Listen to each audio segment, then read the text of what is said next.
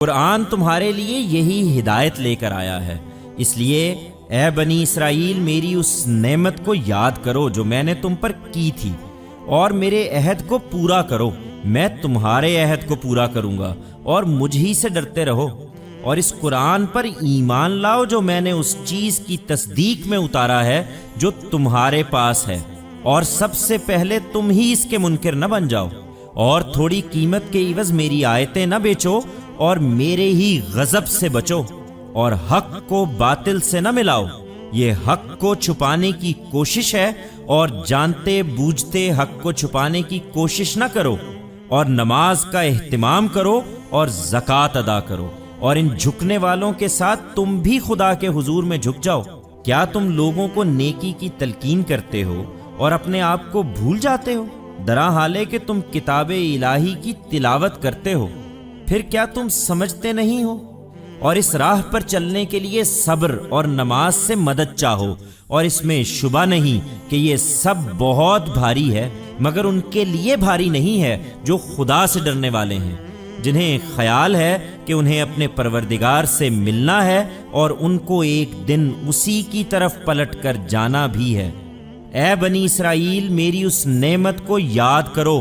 جو میں نے تم پر کی تھی، اور اس بات کو کہ میں نے تمہیں دنیا والوں پر فضیلت دی تھی، اور اس دن سے ڈرو جب کوئی کسی کے کچھ بھی کام نہ آئے گا، اور نہ اس سے کوئی سفارش قبول کی جائے گی، اور نہ اس سے کوئی معاوضہ لیا جائے گا، اور نہ لوگوں کو کوئی مدد ہی ملے گی۔ اور یاد کرو جب ہم نے تم کو فرعون کے لوگوں سے چھڑایا، وہ تمہیں برے عذاب چکھاتے تھے، تمہارے بیٹوں کو ڈھونڈ ڈھونڈ کر ذبح کر دیتے تھے، اور تمہاری عورتیں جیتی رکھتے تھے، اور تمہیں اس عذاب سے چھڑانے میں تمہارے پروردگار کی طرف سے تمہارے لیے بڑی عنایت تھی۔ اور یاد کرو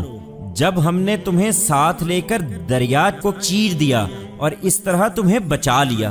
اور فرعون کے لوگوں کو تمہارے دیکھتے دیکھتے ہم نے اسی دریا میں غرق کر دیا۔ اور یاد کرو جب ہم نے موسیٰ سے 40 راتوں کا وعدہ ٹھہرایا، پھر اس کے پیچھے تم نے وہ بچڑا بنا لیا، اور اس وقت تم اپنی جانوں پر ظلم ڈھا رہے تھے، پھر اس کے بعد بھی ہم نے تمہیں معاف کر دیا، اس لیے کہ تم شکر کرنے والے بن جاؤ۔ اور یاد کرو جب ہم نے موسیٰ کو کتاب یعنی حق و باطل کے لیے فرقان عطا فرمائی، اس لیے کہ اس کے ذریعے سے تم ہدایت حاصل کرو۔ اور یاد کرو جب موسیٰ نے اپنی قوم سے کہا، میری قوم کے لوگوں، تم نے یہ بچڑا بنا کر اپنے اوپر ظلم کیا ہے، اس لیے اب اپنے خالق کی طرف لوٹو، اور اس کے لیے اپنے ان لوگوں کو اپنے ہاتھوں سے قتل کرو،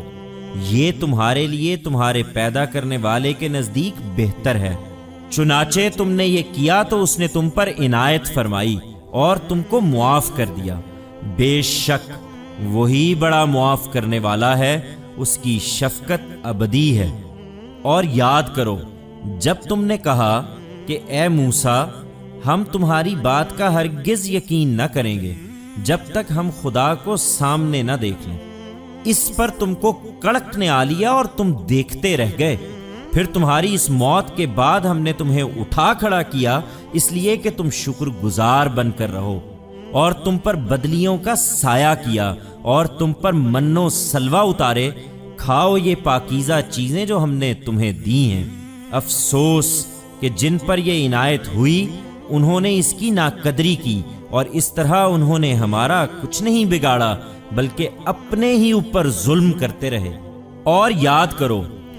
جب ہم نے کہا کہ اس بستی میں داخل ہو جاؤ،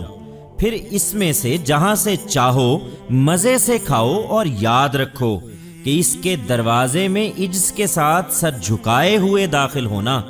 اور دعا کرنا کہ پروردگار ہمارے گناہ بخش دے، ہم تمہارے گناہ بخش دیں گے، اور تم میں سے وہ لوگ جو اچھا رویہ اختیار کریں گے ان پر عنقریب ہم اور بھی عنایت فرمائیں گے۔ پھر جو بات ان سے کہی گئی تھی ظالموں نے اسے ایک دوسری بات سے بدل دیا، چنانچہ ان ظلم کرنے والوں پر ہم نے آسمان سے عذاب اتارا ان نافرمانیوں کے باعث جو وہ کر رہے تھے۔ اور یاد کرو جب موسیٰ نے اپنی قوم کے لیے پانی کی دعا کی تو ہم نے کہا، اپنی لٹھیا اس پتھر پر مارو،